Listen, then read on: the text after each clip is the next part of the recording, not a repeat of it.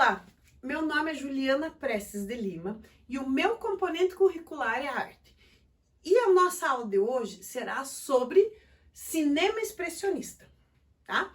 Mas para começar a falar do cinema expressionista, a gente precisa contextualizar o que foi, né, o movimento expressionista. Então, o movimento expressionista, ele faz parte do que a gente chama de vanguardas europeias, tá? Ele começa ali no final do século XIX, tá? Indo para o século XX, tá? O que acontece? A arte, dentro da arte, a gente tem que considerar que ela é fruto do seu tempo, né? Então, a arte, ela depende muito, independente da linguagem, do que está acontecendo na sociedade naquele exato momento, né? Como a sociedade se comporta, como a sociedade consome, vai consumir esse tipo de arte, independente da linguagem que seja, tá? Então, o expressionismo, ele vem o quê? Ele é o movimento que fala da expressão. Então, eles vão deixando um pouco de lado aquela arte mais tecnicista, mais bem elaborada, certo? Para fazer o quê? Dar mais vazão às suas emoções, tá? E isso a gente pode perceber nas imagens, tá? Que é o quê? Figuras disformes, cores super carregadas, o uso de contorno, tá? Principalmente contorno preto, então ele dá aquela sensação de peso, de angústia, né? De incomodação. Lembrando também que o expressionismo ele não fica somente nas artes visuais, tá?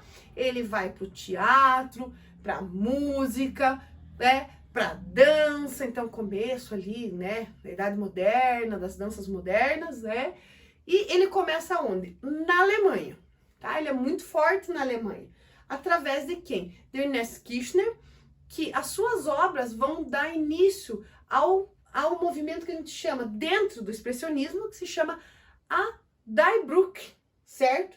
Que é a ponte. Também vai ter a outra vertente, tá? Que tem artistas muito importantes como Kandinsky, certo?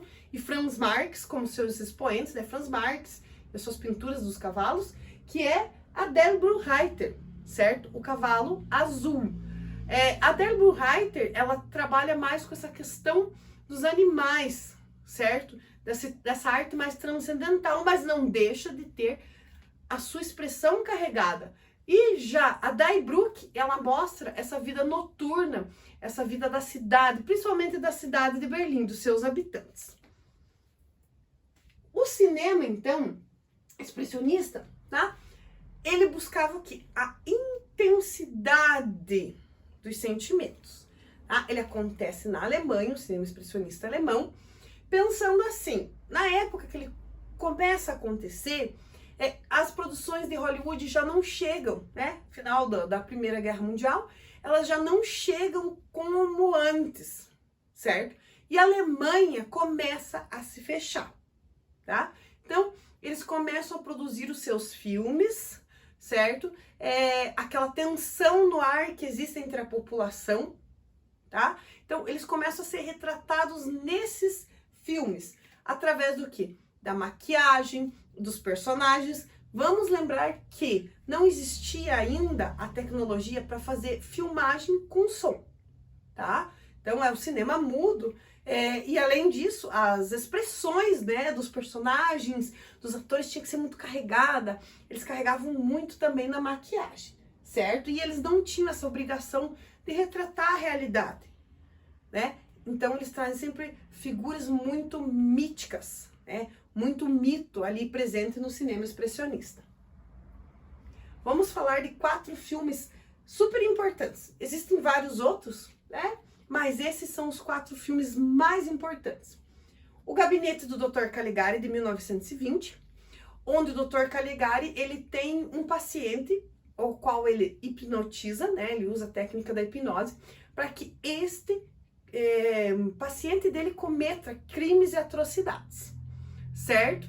Então, o Nosferatu, de 1922, ele é uma versão, né, digamos assim, até teve um problema de direito autoral com a história do Conde Drácula. Então, ele é um conde durante o dia, ele se mostra como um conde, uma pessoa super distinta, apesar, né, da sua figura ser um pouco estranha, tá? Mas é à noite que ele se transforma e ele acaba atacando as pessoas, né? Então, esse ser mítico, né, que ataca.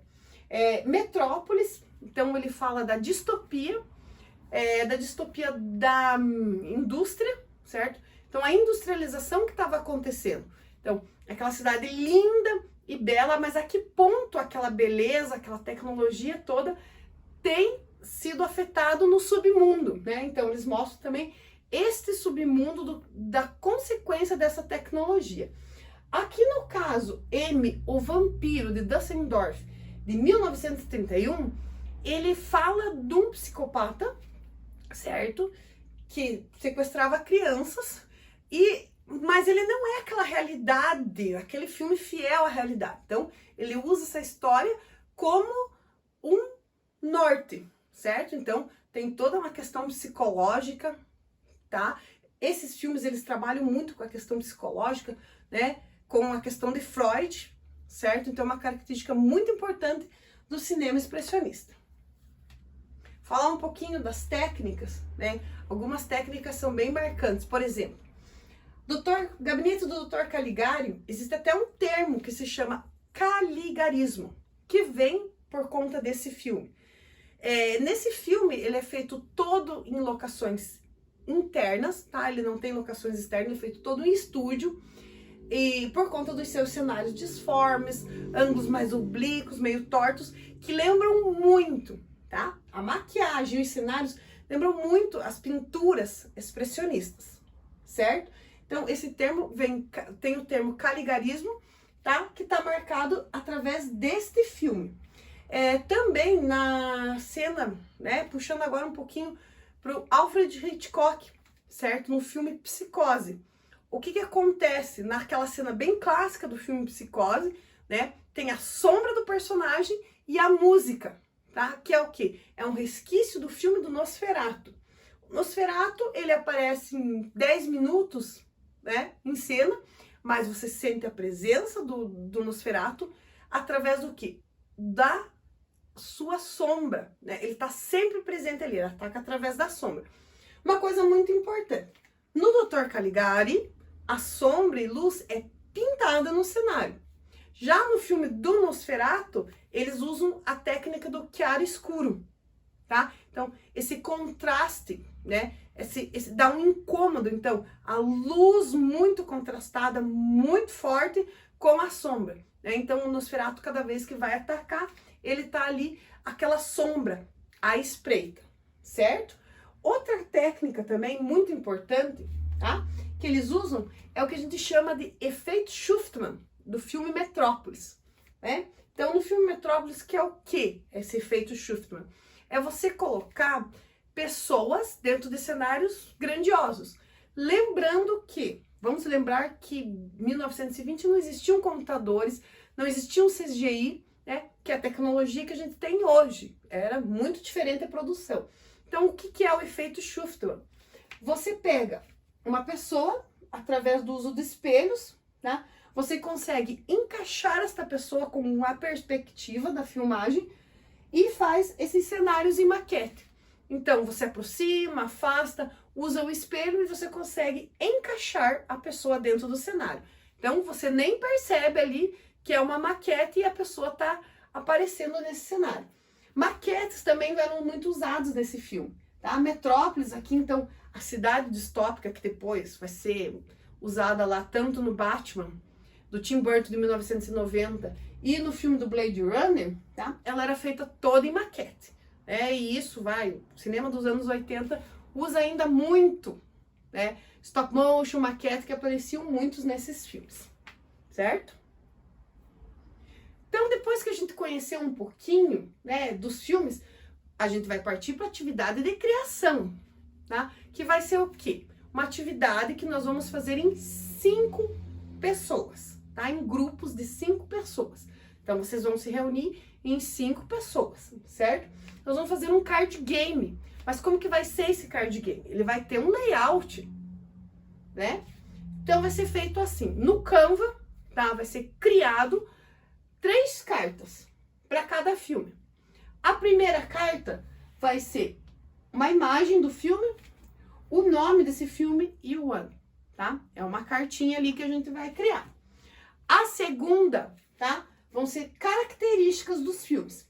Lembrem que não pode aparecer um nome aqui, tá? Só a característica. Isso é muito importante, tá? Aqui tá um exemplo. Então, características do filme, bem características marcantes, o ano, né? Quem, de repente, atores, certo? E uma terceira cartinha, que vai ser a cartinha da técnica usada naquele filme. Pode ser outros filmes, além dos 4 que a gente falou aqui? Pode, ok? Sem problema nenhum, desde que seja do cinema expressionista. Depois de criar essas cartas, elas vão ser impressas para a gente fazer o jogo delas. Como que a gente vai jogar? No monte, tá? Vai ficar as cartas com o nome dos filmes, certo? Todos os filmes ali empilhadinho.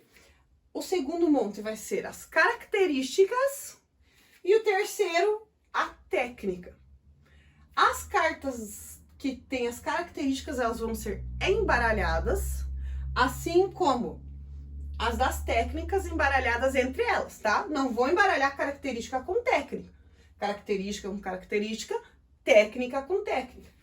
A primeira parte vai consistir assim, eu vou tirar uma carta e vou mostrar o filme. Vou colocar na mesa o filme Nosferatu, certo? Depois eu vou colocar um segundo filme, um terceiro filme, um quarto, dependendo de quantos grupos tiverem, certo? Vou colocar todos os filmes um ao lado do outro. Depois eu vou para as características, aí elas vão estar misturadas. Então eu vou tirar uma cartinha, eu vou ler essas características e vou ter que achar de qual filme ela é. E a técnica, a mesma coisa, ok? A avaliação de vocês vai ser pela construção da carta e erros e acertos dentro dessas características, tá? Então, a nossa aula de hoje era isso. Obrigada pela atenção e mãos à obra.